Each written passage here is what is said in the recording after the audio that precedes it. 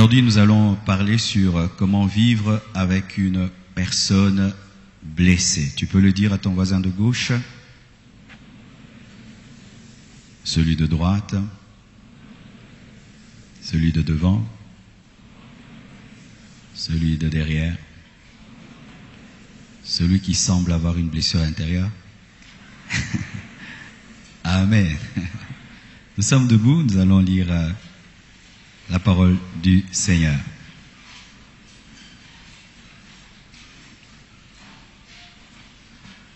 « 1 Thessaloniciens 5, verset 14. Nous vous prions aussi, frères, avertissez ceux qui vivent dans le désordre, consolez ceux qui sont abattus, supportez les faibles, usez de patience envers tous. » Que Dieu bénisse sa parole. Asseyez-vous, s'il vous plaît. Je salue aussi nos bien-aimés qui sont de l'autre côté du temple. Des fois, on vous oublie alors que vous êtes très nombreux maintenant. Et aussi nos frères qui sont sur Internet. Je vous salue au nom de Jésus.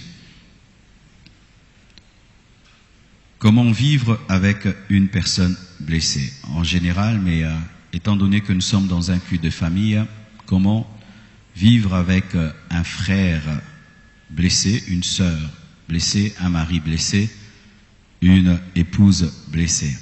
C'est vraiment une grande question dans la vie. Et nous voyons Paul, lorsqu'il s'adresse aux Thessaloniciens, au-delà de tous les enseignements doctrinaux qu'il peut leur apporter, nous voyons qu'il traite aussi des problèmes de communion, de relations entre les hommes. Et il demande aux frères d'avertir ceux qui vivent dans le désordre, les amener à la sanctification, comme nous le faisons souvent, mais pas seulement de les amener à la sanctification, mais de savoir vivre avec les personnes blessées, parce qu'il dit « consoler ceux qui sont abattus, consoler ceux qui sont blessés, supporter les faibles ». Les faibles, ce sont les personnes aussi blessées, et user de patience envers tous. Donc Paul n'avait pas qu'un souci doctrinal, il n'avait pas qu'un souci de sanctification pour l'église de Thessalonique, mais il voulait aussi que ce soit une église de personnes émotionnellement équilibrées. Comment vivre avec une personne blessée? Comment vivre avec une personne fragile? Parce que les personnes blessées sont souvent fragiles. Tu lui dis ça, il le prend mal. Tu réponds comme ça, il le prend mal. Il pense au-delà de ta pensée. Il voit le mal partout. Des personnes faibles, des fois tu as du mal à lui parler durement, parce que ça peut le casser. Il peut te parler mal, mais toi si tu réponds, ça crée des grands problèmes. Comment peux-tu vivre avec une personne faible? Une personne fragile, un mari fragile, une femme fragile, un frère, une sœur fragile. Comment vivre avec une personne insupportable? Parce que des fois, les personnes blessées sont insupportables. Insupportable, c'est ton frère, mais tu le trouves vraiment insupportable. C'est ta sœur, mais tu la trouves insupportable. C'est ton mari, tu le trouves insupportable. Comment vivre avec une personne dure? Car des fois, la blessure, au lieu d'amener la faiblesse, amène la dureté. Mais une dureté qui n'a pas sa place. Dur pour rien, exigeant pour rien, perfectionniste pour rien. Quelqu'un qui parle seulement méchamment. Quelqu'un qui blesse tout le temps. Mais tu vis avec, dans une même maison. Comment vivre avec une personne triste et mélancolique? Quel que soit l'effort que tu peux faire, elle est toujours remplie de tristesse. Comment faire lorsque tu as une femme mélancolique? Tu as un mari mélancolique, des enfants tristes, tu leur donnes tout, mais ils sont toujours tristes. Tu donnes tout à ta femme, elle est toujours triste. Tu donnes tout à ton mari, il n'est jamais content. Comment faire? Comment faire lorsque tu vis avec quelqu'un de très nerveux, qui est en colère en permanence, qui est tout le temps à bout de nerfs, Pour un petit problème, c'est la colère, des disputes. Une personne nerveuse, comme une bombe à retardement. Il suffit d'un petit feu et elle explose. Comment vivre avec une personne méchante? Méchante. Comment vivre avec une personne rancunière? Ou quand c'est un petit problème d'un jour, mais qui va à 6 mois, à 1 année? Comment faire avec ton frère qui ne pardonne jamais, ta sœur qui ne te pardonne jamais, mais c'est toi qui pardonne. Comment arriver à vivre avec une telle personne qui te rappelle des fautes d'il y a 10 ans, d'il y a 5 ans, et qui peut se venger après 5 ans? Mais c'est ton frère, c'est ta sœur, c'est ton mari, c'est ta femme, ton cousin, ta cousine. Comment vivre avec des personnes capricieuses qui veulent qu'on les traite comme des reines, des rois, tout le temps des égards? T'as pas fait ça, t'as pas dit ça, caprice et caprice. Et même très âgées, mais capricieuses. Comment faire avec des personnes solitaires qui dans la maison aiment être dans leur coin, rester dans leur chambre, ne parlent avec personne, ne causent avec personne, ne saluent personne, ne participent jamais à la conversation, à la vie de famille? Comment faire avec de telles personnes? Vous êtes là? Je vais vous parler de certaines choses simplement, et si vous les appliquez dans vos familles, vous vivrez la restauration. Est-ce que vous le croyez? La première chose, il faut la traiter comme une personne malade. Si tu veux vivre avec une personne blessée, traite-la comme une personne malade. Et c'est toujours selon 1 Thessaloniciens 5, verset 14, la Bible dit: « Nous vous prions aussi, frères, avertissez ceux qui vivent dans le désordre, consolez ceux qui sont abattus, supportez les faibles. » Traite cette personne comme une personne faible. Elle est faible, c'est pourquoi elle me blesse. Elle est faible, c'est pourquoi elle est nerveuse. Elle est faible, c'est pourquoi elle est capricieuse. Elle est faible, c'est pourquoi elle est méchante. Elle est faible, c'est pourquoi elle me parle ainsi. Ce n'est pas toi, mais c'est ta blessure. Traite cette personne comme une personne malade. Et vous allez remarquer que les médecins vraiment peuvent nous enseigner cela. Car lorsque tu vas voir un médecin, tu peux lui dire tellement de choses, être capricieux et tout, tu vas voir que le médecin va te comprendre. Parce qu'il dit, tu n'es pas dans ton état normal. C'est sûr que c'est la maladie qui te pousse à faire cela, c'est la fièvre qui te fait délirer. Mais prends le même médecin qui te rencontre et tu es bien portant sur la route et tu délires et tu lui dis n'importe quoi, il peut te traduire en justice. Pourquoi? Parce que là, il ne te traite pas comme une personne malade. Traite ton frère comme une personne malade, traite ta femme comme une personne malade, traite ton mari comme une personne malade, traite même tes parents comme des personnes malades, et tu auras beaucoup de compassion, beaucoup de compréhension. Ainsi, si ta femme te fait le mal, tu dis non, c'est pas toi, c'est sans tes blessures. Ton mari te fait le mal, ah, c'est pas toi. Il est tellement blessé, il est tellement blessé au travail, tellement blessé dans sa famille qu'il réagit sur moi. En soi, ce n'est pas toi, c'est ta maladie. Traitez l'autre comme une personne malade, supportez les faibles comme des adultes. Quand un bébé défecte sur toi, tu ne te fâches pas. Quand il fait tous ses besoins sur toi, tu ne te fâches pas. Pourquoi? C'est un bébé, c'est un faible. Pareil aussi, cette personne qui est blessée, qui manifeste de la méchanceté envers toi, c'est que tu es un bébé, c'est un faible. C'est pourquoi il fait ainsi. Bien aimé, quand même quelqu'un passe son temps à dire du mal et du mal sur toi, si tu veux l'aimer et continuer à le supporter, dis, il me dit tout ce mal parce qu'il est malheureux. Parce que s'il était heureux, il allait parler de bien. Alors tu as compassion. Oh Seigneur, il est tellement malheureux qu'il doit se décharger sur les autres. Oh Dieu, aide-le. Alléluia. La deuxième chose, il faut compatir. Hébreux 4, verset 15 nous dit, « Car nous n'avons pas un souverain sacrificateur qui ne puisse compatir à nos faiblesses. Au contraire, il a été tenté comme nous en toutes choses sans commettre de péché. » Jésus-Christ, face à notre faiblesse, compatit. Il a pitié de nous. Pourquoi? Lui aussi était un homme. Il a connu la tentation. Il sait ce qu'est de vivre dans le corps, de vivre dans la chair. Ainsi, il peut compatir. Pareil aussi, mon frère, si tu veux vivre avec une personne blessée, au lieu de te moquer de ses blessures, compatis. La Bible nous dit de pleurer avec ceux qui pleurent. Un membre de famille échoue dans la vie, ne vous moquez pas. Compatissez, pleurez. Un membre de famille échoue à l'université, ne l'appelez pas bête, pleurez. Ton enfant échoue dans un domaine, papa, ne viens pas te moquer de ton enfant. Ou le dire à tout le monde, regardez le dernier de la classe, la honte de la famille, la honte de la famille. Il a encore refait, encore c'est la 3e fois, c'est la 4e fois. Mais compatis, comment mon enfant peut échouer 3 fois? Qu'est-ce qui se passe dans sa vie? Et tu lui parles avec compassion, il pourra te dire qu'en soi, il n'aime pas ces études-là, il aimerait faire d'autres études.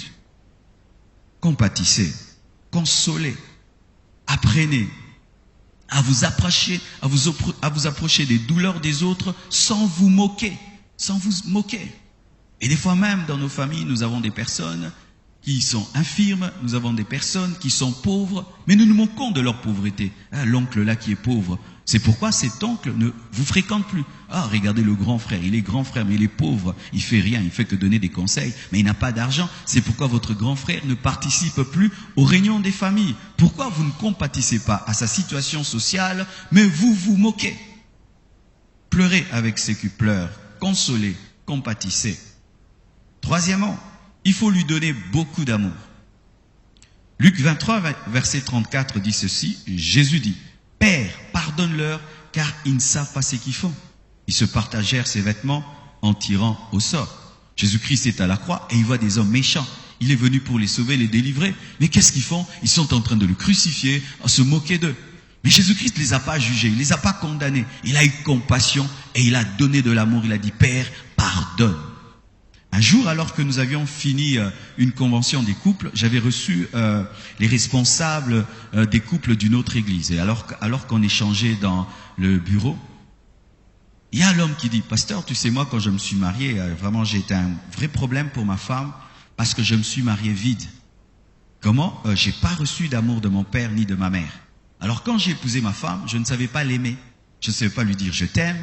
Je ne savais pas réagir à l'amour. Je ne savais pas qu'est-ce qu'être un homme romantique, être tendre. J'étais vraiment vide, pasteur. Et je n'avais rien à lui donner. Mais ma femme, dans sa famille, a reçu tellement d'amour qu'elle a rempli mon vide et aujourd'hui, je sais l'aimer. Voici comment il faut faire. Lorsque une personne est remplie de haine, remplie de blessures, remplis son cœur d'amour et tu la guériras. Là où les paroles échouent, l'amour ne rate jamais. Alléluia.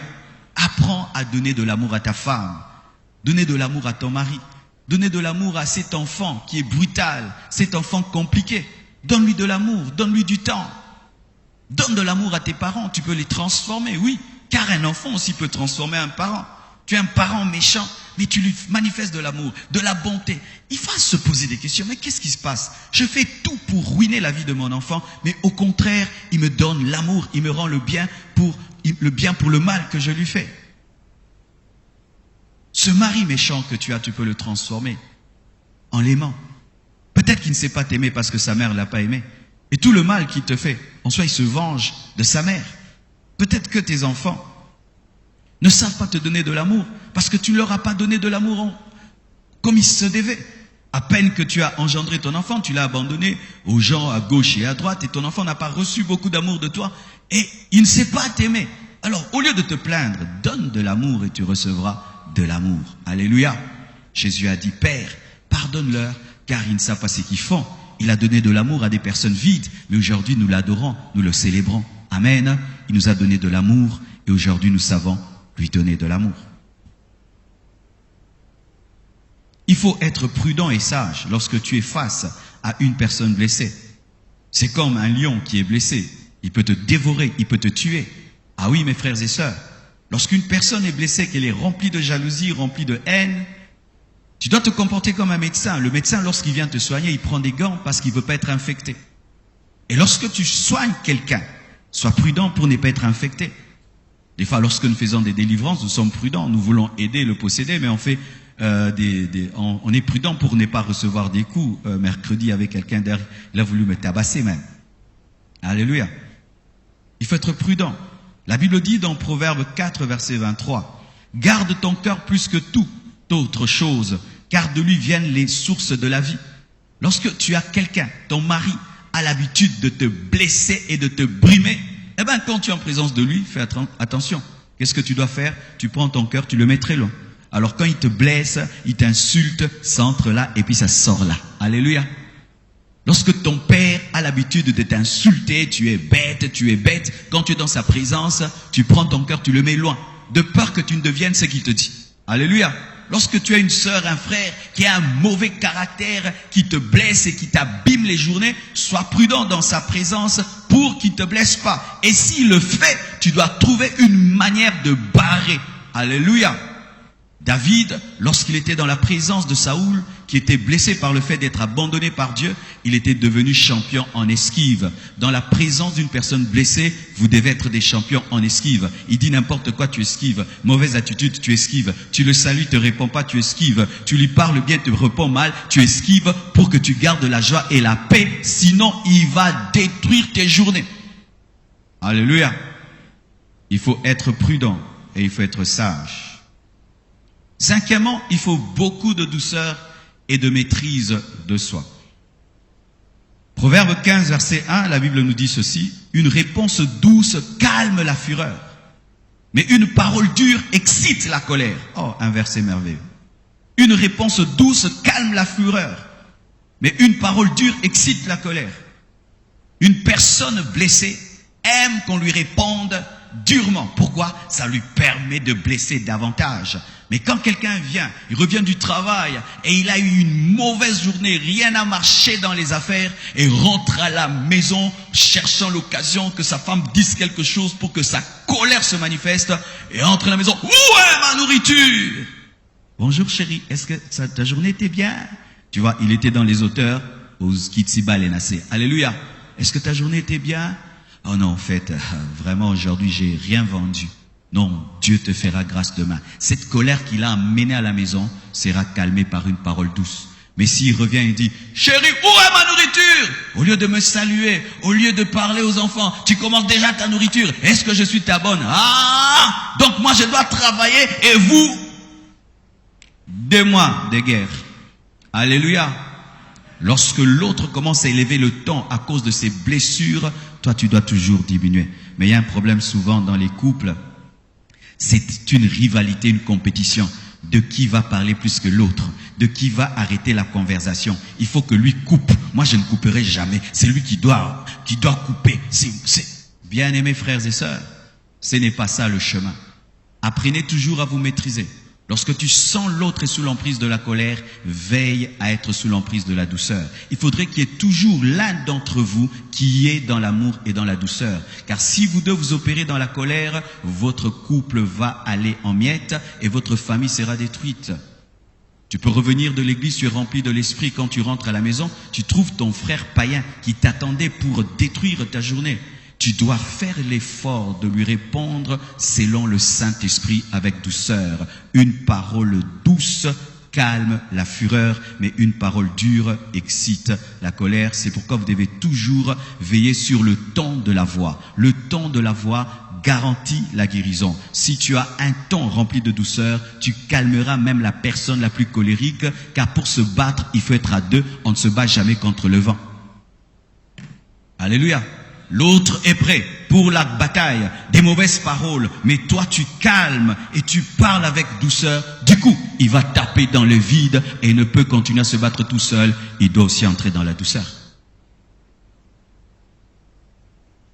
6e, il faut prier et travailler à sa guérison intérieure. Jacques 5, verset 16, la Bible dit ceci. Confessez donc vos péchés les uns aux autres et priez les uns pour les autres, afin que vous soyez guéris.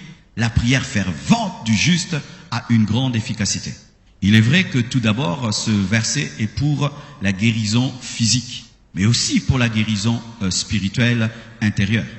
La plupart des temps, au sujet de nos frères et sœurs dans la chair, nous prions pour leur guérison physique. Lorsqu'on a un membre de famille qui est malade à l'hôpital, nous prions souvent. Mais c'est très rare dans les familles de prier pour quelqu'un qui est blessé émotionnellement. Lorsque tu as un mari méchant, sache que quelqu'un n'est jamais méchant pour rien. On est toujours méchant pour quelque chose. Et la plupart du temps, c'est lorsqu'on n'a pas reçu assez d'amour et qu'on a une blessure. Alors, au lieu de critiquer tout le temps la méchanceté de ton mari, apprends à t'agenouiller et prier pour ton mari. Ton enfant, qui est marginal aujourd'hui, il se coiffe rouge, bleu et tout le reste, il s'habille bizarrement, il fait toujours le contraire de ce que tout le monde fait. Il n'est pas ainsi pour rien, il y a une blessure, car souvent les marginaux se comportent ainsi pour attirer le regard des autres. Quand vous ne vous occupez pas d'un enfant, il peut être là ou pas, vous ne le savez pas, et il décide de commencer à s'habiller bizarrement, à se coiffer bizarrement, comme ça au moins vous allez le remarquer. Il faut prier. Nous prions souvent pour les autres, nous prions pour des amis, mais c'est rare que nous puissions prier pour des membres des familles. Seigneur, je prie que tu guérisses ma sœur qui est tout le temps triste, qui aime la solitude, guéris mon mari qui est toujours en colère, guéris ma femme qui est toujours mélancolique. Agenouillez-vous et priez. Là où les paroles, les efforts échouent, la prière n'échoue jamais. J'aimerais vous dire, mes frères et sœurs, on avait un père qui était rempli de blessures, parce que sa mère était vraiment très dure avec mon père. Et ces blessures, il les reportait sur nous. Bien aimé, il nous arrivait quand on était des enfants, de le critiquer, on lui donnait même des noms, shérif, ceci, cela, mais tous les noms qu'on lui donnait ne l'ont pas changé. Alors on a commencé à prier. Pendant 10 ans, j'ai prié pour la conversion de ma famille. Et ce que je ne pouvais faire, la prière l'a fait. Bien-aimés frères, agenouillez-vous et priez pour les personnes blessées. Rares sont les maris qui prient pour leur femme. C'est rare de voir un mari prier pour sa femme. Tu vas la gueuler, tu vas la blâmer, tu ne fais pas ça, tu ne fais pas ça, tu ne fais pas ça. Bien-aimé, l'église primitive a prié pour Paul. Et Dieu a changé Paul. Mais aucun d'eux ne pouvait le transformer parce que c'était même impossible de se tenir devant Paul et de lui prêcher. C'est que tu ne peux faire. Dieu peut le faire par la prière. Ton enfant le plus compliqué, le plus méchant, bizarre, peut changer par la prière. Dieu peut restaurer cette relation qui est brisée entre toi et ton frère. Et un jour, celui qui ne pouvait même jamais te présenter des excuses vient te dire, Dieu m'a parlé que je t'avais fait du mal il y a 5 ans. Pardonne-moi. Seul Dieu peut faire cela. Priez les uns pour les autres afin que vous soyez guéris. 7e, il faut la supporter comme Christ t'a supporté. Qui sait que Christ le supporte jusqu'aujourd'hui? Levez bien la main. Qui sait que Jésus le supporte? Alors si Jésus-Christ te supporte, tu dois supporter les autres. La Bible dit, pardonne-nous nos offenses comme nous pardonnons à ceux qui nous ont offensés. Tu veux que Dieu te pardonne et Dieu te pardonne, toi aussi tu dois pardonner. Si Dieu comprend tes défauts, si Dieu patiente, pas comprend, patiente, attendant que tu changes, pourquoi tu es si dur avec les autres? Pour un rien, punition, pour un rien, condamnation, jugement. Est-ce que Dieu te traite ainsi? Dieu est patient, miséricordieux avec toi. Ça fait des années qu'il te reproche le même défaut. Mais Dieu ne t'a pas tué. Mais toi, il suffit seulement une fois que quelqu'un te blesse, tu prends des décisions radicales. La Bible dit dans Colossiens 3, verset 13, supportez-vous les uns les autres, et si l'un a sujet de se plaindre de l'autre, pardonnez-vous réciproquement, de même que Christ vous a pardonné, pardonnez-vous aussi. Alléluia. Pardonne à ta femme, pardonne à ton mari. Ta femme n'est pas parfaite, et toi aussi tu n'es pas parfait. Tu es aussi la femme de Jésus. Et Jésus, ton mari, te supporte, toi aussi supporte ta femme. Supporte tes enfants. Tu es un enfant de Dieu. Dieu te supporte. Toi aussi supporte tes enfants. Il suffit seulement qu'on ne respecte pas tes principes. Tu prends des grandes décisions. Mais la parole de Dieu, combien de fois nous péchons contre elle? Combien de fois? Bien-aimés, faites très attention. Dieu nous traitera au dernier jour comme nous avons traité les autres. Si Dieu supporte tes faiblesses, tu dois apprendre à supporter les autres. Certaines personnes changent après une semaine, d'autres 2 ans, d'autres 10 ans, d'autres 20 ans. Ah oui, et tu ne vas pas dire, je suis fatigué, j'ai jeûné, j'ai prié, j'ai pardonné, il ne change pas. Si Dieu n'est pas fatigué d'attendre ta transformation, toi aussi tu ne dois pas te fatiguer jusqu'au bout, jusqu'à la mort. Tu dois attendre que l'autre puisse être transformé. Aujourd'hui, il y a beaucoup de divorces dans les églises. Pourquoi? Les gens ne se supportent pas comme Christ les supporte. Malgré tout ce que nous faisons, nous sommes des enfants de Dieu. Est-ce que Dieu te ravit le Saint-Esprit après que tu aies péché? Tu es toujours chrétien, tu demandes pardon, le sang de Jésus-Christ te lave. Mais nous, il suffit seulement d'un problème. Divorce, divorce, divorce. Pourquoi? Nous ne nous supportons pas. Des familles qui se divisent tous les jours comme si vous voulez être une famille des anges. Bien aimés, aucune famille n'est parfaite. Si vous voulez garder l'unité, vous devez apprendre à vous supporter comme Christ vous supporte. Huitièmement, il faut avertir, prêcher, corriger l'autre selon le Seigneur. Alléluia. 1 Thessaloniciens 5,14 nous dit: nous vous prions aussi, frères, avertissez ceux qui vivent dans le désordre, consolez ceux qui sont abattus, supportez les faibles, usez de patience envers tous, avertissez ceux qui vivent dans le désordre. Il y a des personnes qui ont un esprit de suicide après une blessure. Tu vois quelqu'un qui a tendance à détruire sa vie, qui commence à boire à cause des soucis, s'enivre. D'autres se livrent à la drogue. Il faut l'avertir. La drogue va te tuer. L'alcool va te tuer. Mais tu dois le faire avec amour. Alléluia. Avec amour. J'ai remarqué ceci. Souvent, nous les chrétiens, nous utilisons la parole face aux frères et sœurs. Mais c'est rare de voir un homme qui prêche la parole à sa femme. C'est rare de voir un père qui prêche la parole à ses enfants. C'est comme si la Bible, elle est faite pour les autres. Et une fois qu'on entre dans la maison, là, ce sont seulement des conseils et des reproches. Bien-aimés frères et sœurs, au lieu d'utiliser tout le temps ta sagesse et ton intelligence pour corriger tes enfants, apprends à les réprimer, mais selon les Écritures, où tu parles à tes enfants. Et j'ai remarqué ceci. Tout ce que j'ai interdit à mes enfants sur base de la parole, ils le pratiquent tout le temps. Amen. Même quand je ne suis pas là. Mais si j'interdis une chose selon ma conviction, ils peuvent discuter ma conviction. Papa, c'est long toi, mais c'est long moi. Mais si je dis, Dieu est contre ça, là, ils arrêtent. Je me souviens une fois, j'ai prêché sur les signes démoniaques, sur les habits et sur les jouets. Et puis je suis arrivé, je leur ai prêché. Les enfants sont allés prendre tous leurs jouets et tous les polos qui avaient des signes bizarres pour qu'on les brûle. Eux-mêmes, papa, et ça. Et des fois, c'était des choses qu'ils aimaient beaucoup. Bien-aimés, prenez le temps de prêcher la parole aux personnes blessées. Prends le temps de parler à ta femme. Elle a un mauvais caractère, mais présente la parole de Dieu. Ton mari a un mauvais caractère, mais prêche-lui. Tu es un serviteur de Dieu. Tu ne peux pas te comporter ainsi. La Bible dit. Prends tes enfants, parle. Souvent, c'est comme si les autres sont des chrétiens et ton mari, ta femme, tes enfants, ce sont des païens. Notre spiritualité souvent s'arrête une fois qu'on entre à la maison. On n'est plus spirituel, là on est charnel. On revendique les choses dans la chair, des choses dans la chair, des choses dans la chair. C'est pourquoi nous avons une spiritualité de la bouche. Car la vraie spiritualité, c'est à la maison. C'est à la maison. Lorsque vous faites tout en fonction de la parole. Alléluia. Il faut chercher, neuvièmement, à connaître les causes de ces blessures. Et là, j'aimerais vraiment entrer en profondeur. Bien-aimés frères et sœurs, si tu veux aider une personne, tu dois prendre le temps de faire l'autopsie de sa maladie. Pourquoi ton mari te parle comme il te parle? Pourquoi ta femme se comporte ainsi? Pourquoi tes enfants se comportent ainsi? Si tu ne travailles pas à connaître la source, tu vas traiter les effets sans traiter les causes, tu vas traiter les symptômes sans traiter la vraie maladie. Ainsi, quelqu'un a une fièvre, et tu dis comme c'est une fièvre, je te donne la Novalgine. Mais la fièvre peut être causée par plusieurs choses.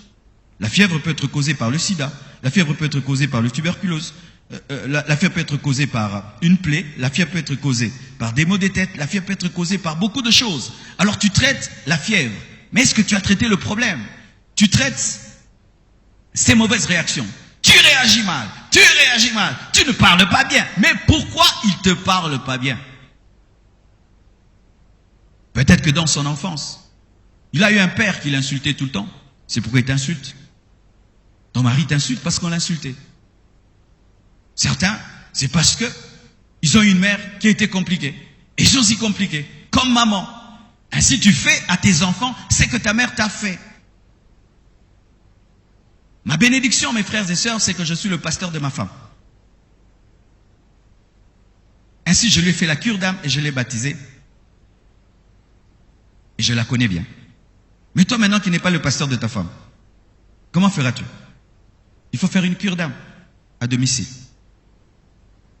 Fais une cure d'âme à ton mari. Ah oui. Des fois, prenez le temps, vous vous asseyez et vous te dites, pourquoi tu réagis comme ça? Pourquoi tu parles tout le temps comme ça? Mais pas quand il y a le problème. Quand il y a le problème, ça ne va pas marcher. Quand tout est calme. Mais en fait, pourquoi tu es tout le temps nerveux? Mais au fait, j'étais très calme dans ma vie. Mais à cause de mon calme, les gens dominaient sur moi.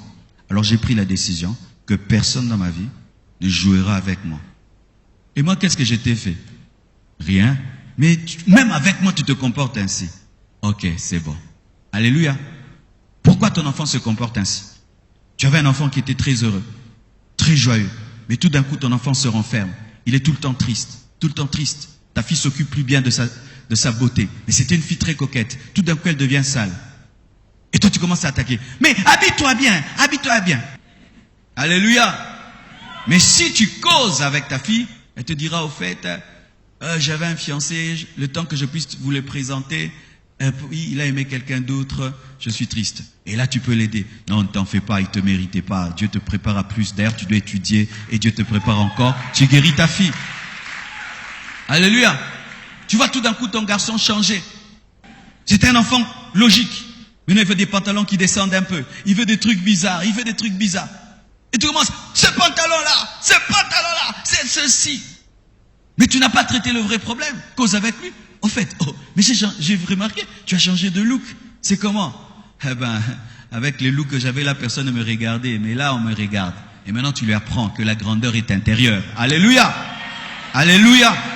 Ne traitez pas les choses superficiellement. C'est pourquoi Jésus-Christ, lorsqu'il voulait faire des miracles, nous voyons dans Luc 18, verset 41, il lui demanda, que veux-tu que je te fasse? Comment Jésus peut poser cette question? Il est l'omniscient. Il voulait connaître le vrai problème de l'homme. Qu'est-ce qu'il voulait vraiment? Il répondit, Seigneur, que je recouvre la vue. Et la Bible dit dans Jérémie 6, verset 14, il pense à la légère la plaie de la fille de mon peuple. Dieu est contre le fait de penser à la légère de la plaie. Et quand tu veux traiter une plaie en profondeur, tu dois connaître les pourquoi. Il y a des gens qui sont tristes pour une chose et d'autres pour une telle autre chose. C'est pourquoi, chers frères et sœurs, ne soyez pas ce qu'on dit au Congo, je les connais. Tu connais les je les connais? Un médecin, je les connais, tue les gens, n'est-ce pas? Frères et sœurs, prenez le temps de causer. Cause avec ton frère, cause avec ta sœur. Pourquoi ta sœur se comporte ainsi? Elle peut te dire, en soi, je suis jalouse de toi. En soi, c'est parce que ma vie ne marche pas. En soi, hier, tu m'avais énervé, alors j'ai décidé aujourd'hui de te rendre l'appareil. Apprenez à connaître la cause des blessures. Mais comment tu peux le faire? Voici un autre secret aussi. Numéro 10. Il faut la pousser à parler en te confiant aussi. Dans le domaine de confidence, c'est donnant-donnant. Dites donnant-donnant. Tu t'ouvres, je m'ouvre. Tu dis, je dis. Alléluia. Si ma femme vient me dire, Marcelo, parle-moi de comment tu avais grandi. J'ai dit, toi-même commence. Ah oui? Comment tu veux me curer comme ça? Alors toi, tu commences d'abord. Quand j'étais enfant, j'étais comme ça. Ah, moi aussi. Tu donnes, je donne. Tu dis, je dis. Amen. C'est pourquoi la Bible même dit, dans Jacques 5, verset 16, confessez donc vos péchés les uns aux autres. Les uns aux autres. Toi, tu dis, moi, je dis. Lorsque tu veux même que tes enfants se confient, il faut parler un peu de toi. C'est pourquoi même mes enfants me posaient des questions. Papa, quand tu étais enfant, c'était comment? Quand tu étais enfant, c'était comment? Est-ce que quand tu étais enfant, si tu avais 0? Réponse, on a te fait ça. Papa, toi aussi, tu avais 0 à l'école. Alors tu sais que si tu dis tu avais 0, il va s'encourager dans les 0. Pourquoi? Il aimerait savoir qu'est-ce que tu ressentais quand les choses se passaient pas bien. Apprenez à vous confier pour que les autres se confient. Donnez une partie de vous, les autres donneront aussi une partie d'eux. Dis quelque chose à ta femme, elle va te dire quelque chose. Dis quelque chose à tes enfants vont se confier. Beaucoup de frères et sœurs, quand vous venez dans mon bureau, n'est-ce pas que des fois je vous dis des choses de moi? Pasteur, il y a ça. J'ai dit, tu sais, moi aussi j'ai connu ça. Moi aussi je suis passé par là et Dieu m'a aidé comme ça. Oh, c'est vrai. Et tu vois, la personne était venue te dire 2 choses, elle te dit 10 choses. Pourquoi? Parce que le pasteur aussi m'a parlé de sa vie. Parle de ta vie. Tu veux que ta femme te dise tout ce qui est dans son cœur, mais ouvre aussi. Tu as aussi des choses dans ton cœur. Tu veux que tes enfants te disent tout, mais tu as quelque chose. Si tu donnes une partie de toi, l'autre donnera une partie de lui. Alléluia. Et pour terminer, Il faut présenter Jésus-Christ à l'autre. C'est lui le baume de Galade. Alléluia. Jérémie 8, verset 22, la Bible nous dit, n'y a-t-il point de baume en Galade? N'y a-t-il point de médecin? Pourquoi donc la guérison de la fille de mon peuple ne s'opère-t-elle pas? Et Ésaïe 61, verset 1 dit, l'Esprit du Seigneur l'Éternel est sur moi, car l'Éternel m'a oint pour porter des bonnes nouvelles aux malheureux. Il m'a envoyé pour guérir ceux qui ont le cœur brisé, pour proclamer aux captifs la liberté et aux prisonniers la délivrance. Ça, c'est vraiment la plus grande clé. Parce que des fois, nous voulons guérir les blessures des païens. Tu as un enfant qui est païen et qui se comporte mal, il boit, il fume, et tu lui donnes des conseils des chrétiens. Mais il n'a même pas la force de les appliquer. Mon enfant, arrête de t'enivrer, tu détruis ta vie. Maman, oui, je veux, mais j'ai pas la force parce que je n'ai pas la nature divine. Tu dis à ton mari, mais tu parles mal aux enfants, tu ne fais qu'insulter les enfants, tu ne fais qu'insulter les enfants. C'est un païen, il insultera encore demain les enfants. D'ailleurs, si tu l'interdis, il va ajouter. Présentez le baume de Galade aux personnes malades dans vos maisons, à vos frères, à vos sœurs. Présentez Jésus-Christ qui apporte la guérison, qui a été oint pour guérir les cœurs blessés. Une fois qu'un païen reçoit Jésus-Christ dans sa vie, les manifestations des blessures s'arrêtent et les causes aussi sont anéanties. C'est pourquoi, mes frères, encore, je remarque que souvent nous prenons le temps de faire accepter Christ, les autres, mais pas nos enfants, les autres, mais pas notre femme, les autres, mais pas notre mari. Vous allez voir quelqu'un qui prêche la parole à tout le monde, mais qui ne prêche pas la parole à ses enfants. Pour les amener à recevoir Jésus, qui prêche la parole à tout le monde, reçois Jésus, mais tu ne fais pas recevoir à ton mari Jésus. Tu peux vouloir qu'un cochon puisse se sentir bon, mais sa nature, c'est une mauvaise odeur. Fais tout ce que tu veux, mets-le en Gucci, en Versace, il aura l'odeur cochon. C'est pourquoi je vous déconseille, n'épousez pas un païen. C'est épouser une bombe des blessures. Ah oui, car quand tu épouses quelqu'un qui ne connaît pas Dieu, il va se décharger sur toi parce qu'il n'a pas Dieu. Mais un chrétien, quand on le blesse, il dit, oh Jésus guéris ma plaie, aide-moi à pardonner. Bien-aimés frères et sœurs, apprenez à donner Jésus. Un jour, j'étais là en train de parler avec mon fils. Et puis Dieu m'a dit, mais ton fils est païen. Je dis, oui, quoi? Oui, il est païen. Oui, c'est pas parce que quelqu'un est enfant de pasteur qu'il est chrétien. Amen, hein?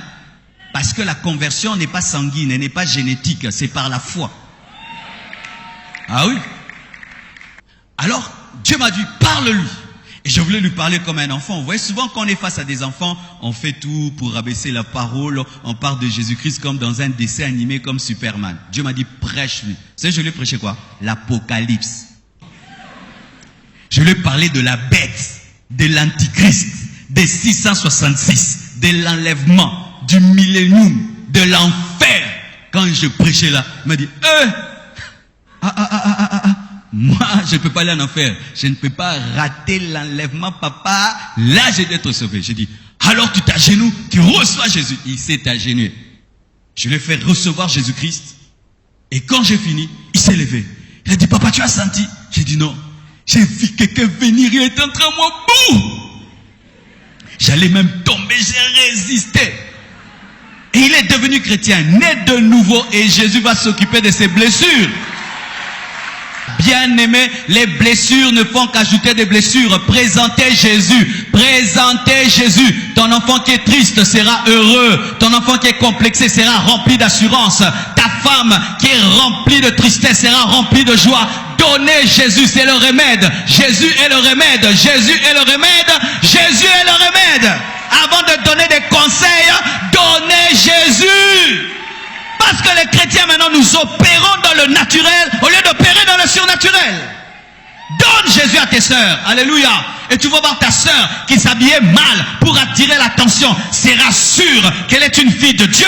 Elle va descendre ses mini. Donnez Jésus. Donnez Jésus. Et Jésus fera le reste. Alléluia. Et si quelqu'un est chrétien et qu'il a des blessures, déjà tu sais qu'il a la base. Alors les conseils et les paroles pourront être pratiquées parce qu'elle a déjà la nature divine. Je termine en vous donnant ce conseil. Chers parents, établissez un culte dans vos maisons, dans lequel on parle tout le temps de Jésus. Ce qui fera que, lorsqu'il y aura des blessures dans les cœurs de vos enfants, dans le cœur de ta femme et de ton mari, le fait seulement de prier ensemble apportera toujours la restauration. Vous allez remarquer, quand un couple ne s'entend pas, on ne prie plus en vrai ou faux? Parce que c'est difficile. Mais quand il y a le culte familial et que régulièrement vous priez ensemble, la présence de ce culte vous amènera rapidement à restaurer les choses et même les enfants pourront révéler à Dieu leurs besoins. Si vous ne saurez pas faire 1 heure, faites même 30 minutes, faites même 20 minutes, mais apprenez à vos enfants à prier. Alléluia, à prier. Et comment moi je fais? Je prie, ils m'entendent de prier. Et puis nous prions notre Père. Et puis un autre jour, je dis, toi tu pries. Et tu vois, l'enfant, au début, ne savait pas parler à Dieu. Mais en t'imitant, en faisant comme toi, et tu entends maintenant l'enfant dans la prière, commencer à révéler son cœur à Dieu. Il a appris à révéler à Dieu son cœur. Seigneur, je veux dormir, je ne veux pas faire des mauvais rêves. Seigneur Dieu, je ne veux pas avoir peur. Tu vois qu'il apprend maintenant à être fort par la présence de Dieu. Si vous ne pouvez pas faire 1 heure, 2 heures, même quelques minutes, que vos enfants apprennent qu'il y a une prière à la maison. Et si vous n'avez pas encore des enfants, toi et ton épouse, prenez le temps de prier ensemble. Et si tu es célibataire, aie déjà une vie de prière et quand tu te marieras, tu établiras un culte chez toi. Là où Christ règne, les blessures sont anéanties. Que Dieu vous bénisse abondamment. Alléluia.